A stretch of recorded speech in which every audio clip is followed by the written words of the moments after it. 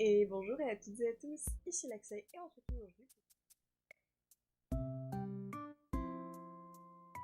aujourd'hui pour une nouvelle vidéo pour les lectures du mois de novembre. On est actuellement début décembre, le sapin est là mais il est un peu caché derrière le micro. Le sapin est là et les cheveux ont également changé. Alors là on voit pas trop les deux, ils sont violets. Voilà, je vous mettrai des petites photos.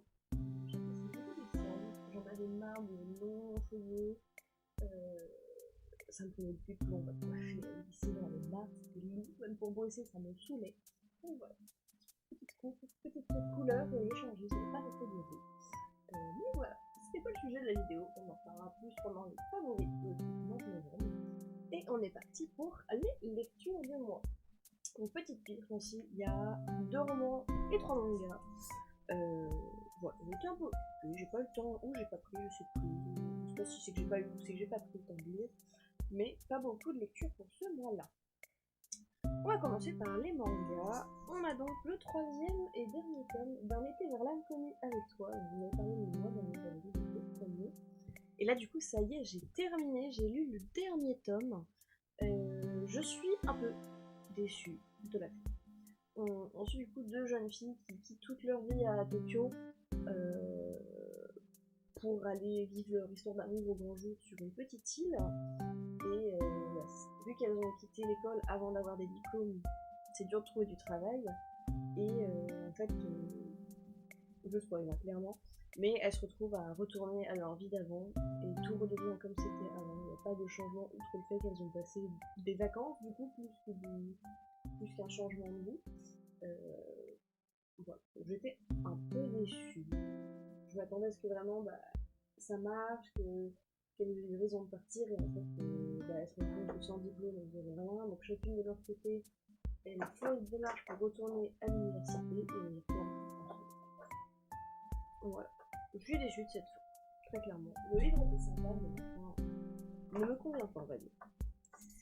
Ensuite, j'ai lu donc 2 yaoi. J'ai d'abord lu Double Quiproquo, où on suit du coup 2 meilleurs amis, donc Ryo et Shu, il me semble que c'est ça. Donc ils sont meilleurs amis dans la vraie vie, mais qui ont chacun un secret qu'ils ne partagent pas avec leur meilleur ami. C'est qu'ils sont tous les deux fans de boys love et yaoi, et surtout auteurs. Et parce qu'ils pensent que l'autre va trouver ça bizarre, etc. Et du coup c'est durant une convention dédiée du coup à ça qu'ils vont finir par se retrouver exposés à côté et par prendre conscience que cet auteur dessinateur qu'ils adorent, c'est leur meilleur ami. Et du coup évidemment ils voient toute leur amitié maintenant comme un boys love là, et ils finissent par tomber amoureux et à sortir. Voilà, c'était très cool, très chill, très sympa. Voilà, j'adore. Et ensuite, j'ai lu I Don't Know How to Love. Donc on suit Amy et Kaede. Donc Kaede c'est celui-ci et Amy c'est celui-là. Amy du coup il comprend pas trop ce truc d'être amoureux, il s'en fiche un peu. Et en gros à la fin, chaque fois qu'une fille lui demande de sortir avec, il accepte sous condition de plusieurs règles. Comme ne pas être possessif, le laisser fréquenter qui il veut à côté. Et un jour, du coup, Kaede est dans un café avec un ami en même temps qu'Amy et sa copine, qui est là, du coup elle ne respecte pas ses règles. Et Kaede tente sa chance, elle lui demande de sortir avec, en pensant qu'il va refuser sous prétexte que c'est un garçon. Et en fait, il accepte. Il dit, moi j'accepte tout le monde, autant que les gens respectent les règles.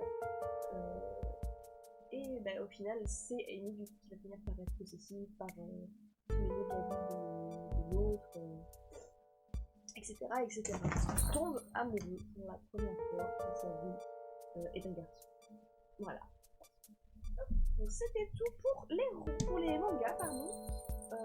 En termes de romans, j'ai lu du coup le 2e tome de Black Water.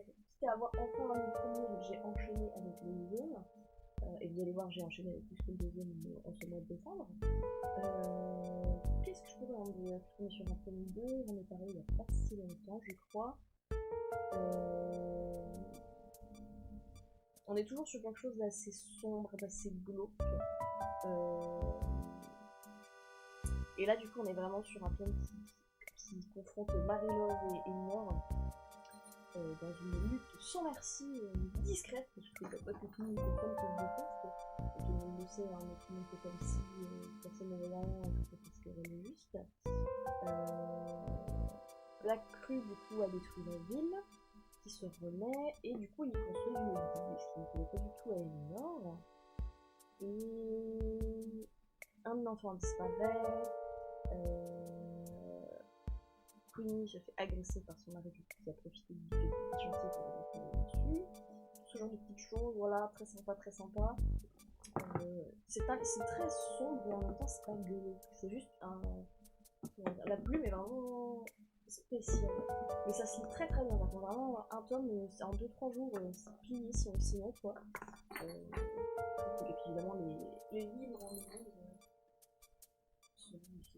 Ils sont sublimes. Voilà. Si jamais vous voyez un petit plumeau passer, c'est le chat qui joue avec ses babales du coup, au moment où je filme comme d'habitude. Et du coup, le dernier livre que j'ai lu, l'histoire du poil d'écureuil. Le mois dernier, il me semble que j'avais lu une plume de jet et j'ai enchaîné avec celui qui vient après. Il me semble que c'est la suite, enfin la suite, leur série suivante. L'histoire du poil d'écureuil. Ah non, je n'ai rien dit. Celui-là se passe avant Plume de jet. C'est vrai que il y a déjà un personnage qui est mort. Donc celui de Plume de jet, je n'avais pas vu la mort, mais ça je l'ai vu. Ensuite, du coup, ensuite un tome que je n'ai pas lu. Tous ceux sur le clan du ciel, je ne les ai pas encore lus. Et en fait c'est que le clan du ciel, on les voit que dans leur série. Ce qui fait que je ne suis pas du tout intéressée, on l'a pas du tout dans l'histoire principale. Moi je suis pas du tout de l'histoire principale, donc les 4 premiers cycles, au cycle 5, du coup qui n'a rien à voir, et je suis complètement passée à côté du clan du ciel qui revient dans la forêt et qui se réunit du côté des 4 autres clans. Et je les découvre uniquement à partir de cet homme-là, il va falloir que je commence à les acheter, du coup, le destin des toiles de feuilles, la vision du vol du papillon, ça c'est encore avant. Aile de faucon et celui de cœur du tigre. Celui-là m'intéresse. Encore une fois, on est dans les cycles, la période du cycle 4. Donc celui-là, je pense que c'est le prochain que j'achèterai. Et au fur et à mesure, j'achèterai du coup ceux qui parlent du clan du ciel. Et du coup, ouais, l'espoir du poil d'écureuil. Donc on a le clan du ciel qui est revenu. Ils ont divisé la forêt en 5 clans au lieu de 4. Sauf que ça convient pas parce qu'il y a des parcelles de terre qui sont pas du tout utilisées. La rivière qui a été donnée au clan de l'ombre ne sert à rien, puisqu'ils ne chassent pas dans la rivière. Et squeak. La lande qui a été donnée au clan du tonnerre ne sert à rien, parce qu'ils chassent exclusivement dans les broussailles et dans les arbres. Etc., etc. Ce qui fait que ça fait des parcelles de terrain qui sont là, qui sont inutilisées, donc c'est comme si dans leur donnait rien. Il y a des clans par contre qui, eux, ont perdu pour la chasse. Donc tout le monde, ça leur convient pas. Sauf que le clan du ciel, on peut pas le refoutre à la rue. Donc ils cherchent une solution, et entre le clan du tigre, le clan de l'ombre et le clan du tonnerre, il y a un chemin qui monte à un terrain vide, et Poil d'écureuil propose ce terrain sans consacrer Étoile de Ronce avant, ce qui n'est pas tellement Étoile de Ronce. Et elle va y aller du coup avec Étoile de Feuille, où elles vont se retrouver avec les sœurs. Les sœurs, c'est un clan, on peut appeler ça un clan, qui voyage et qui décide de s'arrêter là juste parce que du coup il y a l'herbeuse qui a tout le petit. Et c'est un clan très pas féministe mais très féminin, puisqu'il n'y a uniquement que des sœurs. Quand il y a des mâles, ils doivent à partir d'un certain âge partir, puisque leurs pages sont censées... Comment qu'elle dit ça? J'ai plus l'expression, mais elle le dit vraiment d'une façon en mode vous êtes censés fouler la terre de vos pattes. Les sœurs restent entre elles, mais si elles ont des mâles, et bien les mâles ils dégagent. Elles vont se retrouver du coup captives juste pour s'assurer que le corps ne va pas les attaquer, quoi, et les terres. Sauf que c'est ce qui finit par arriver, évidemment, quand l'écureuil est déchiré entre son propre clan, son compagnon, sa vie, et le fait que bah, c'est des chats innocents qui veulent juste être là en paix pour que leurs meneuse mettent bas, qui ne sont pas du tout agressifs, du moins de ce qu'elles ont l'air de dire, puisqu'elles ont quand même attaqué des patrouilles du clan de l'ombre, parce qu'elles se sont fait menacer certes, mais elles ne le font pas. Et donc les clans vont s'associer pour les chasser, ce qui va en résulter de la mort d'un de mes personnages préférés, qui a une mort nulle, on n'est même pas dans son point de vue quand elle meurt, on est du point de vue de sa sœur qui juste la voit plus. Et on a un truc très intéressant, c'est qu'elles sont à moitié au clan du ciel, pardon. Elles sont pas mortes, mais pas vivantes non plus, il faut que leur corps se remette, pour qu'elles se remettent en la nuit. Poil d'écureuil, évidemment, choisit de revenir à la nuit, ce qui n'est pas le cas de l'autre personnage. Je ne vais rien dire, c'est pas peut-être un petit peu de la mort d'un personnage, on peut même sa naissance.